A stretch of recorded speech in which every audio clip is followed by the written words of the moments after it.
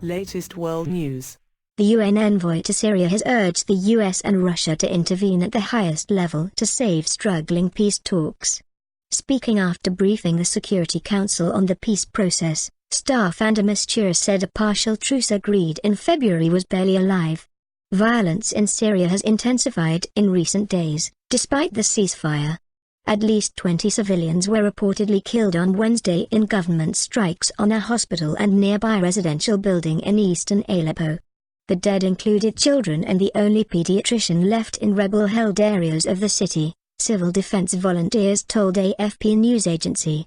The upsurge in fighting in Syria's largest city comes amid reports that government forces, backed by Russian air power, are gearing up for a major offensive. The escalation has threatened to derail the UN-brokered peace talks, which resumed last month. The Western-backed opposition delegation, the High Negotiations Committee, HNC, last week suspended its role to protest against alleged ceasefire violations by the government and a fall in humanitarian aid deliveries to besieged areas. Speaking on Wednesday, after a third round of talks in Geneva, Mr. de Mistura said the fragile cessation of hostilities could collapse any time.